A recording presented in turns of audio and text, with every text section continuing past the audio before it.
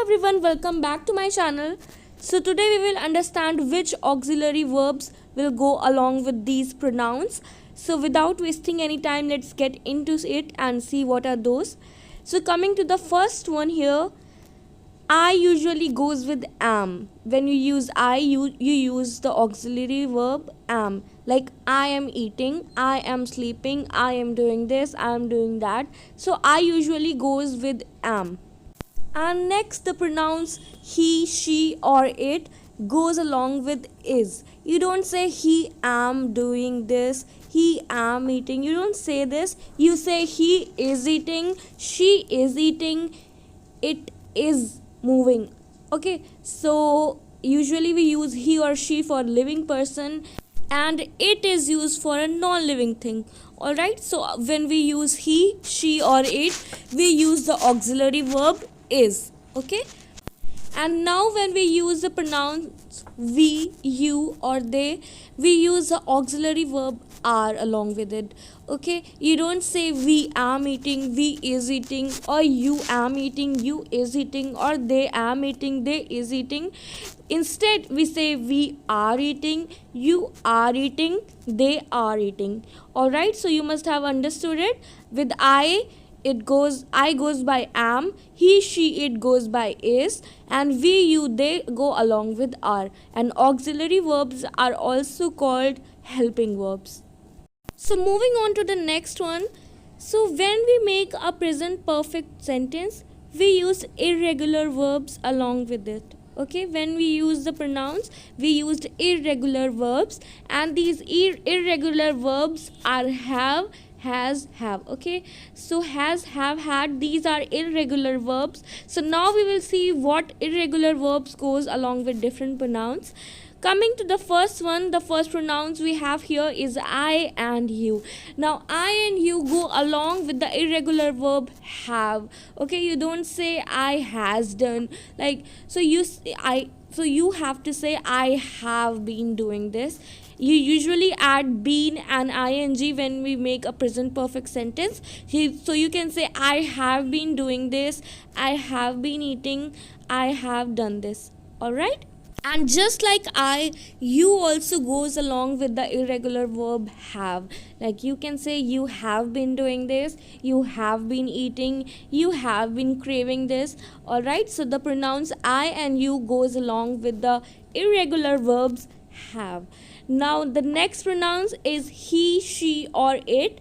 Now he, she or it goes along with the irregular verb has. Okay, you don't say he have been doing, you say he has been doing, or she has been eating, she has been practicing her homework, it has been it has been moving from a while. You can say about a non-living thing, like it has been moving for a while. So when we use the pronouns he, she or it, we use the irregular verb has along with it. Now with the pronouns we and they, we use the irregular verb have itself. Like we have been doing this, we have been planning your birthday, they have been planning your birthday, they have been sightseeing for this all time. Okay, so with the pronouns we and they, we use the irregular verb have. So let's summarize it. I and you goes along with have, he, she, it goes along with has, and we and they goes along with have itself. Alright? So now we will understand what goes along in the making of future tense sentences. So when we make a sentence in future tense, we use modal verbs along with it. The two modal verbs are shall and will, and now we will understand which modal verbs goes along with which pronouns. Okay, so I and we goes along with shall and will both. So whenever you're trying to make sentence out of we and I, you can use both shall and will along with it. You can say I shall do this, and you can also say I will do it. You can say we shall do it, and you can also say we will do it. Alright, so the both modal verbs shall and will apply with I and we. Now with he, she or it, we can only use will. We cannot use shall along with he, she or it. You can't say he shall do this. You have to say he will do it, she will do it, it will happen.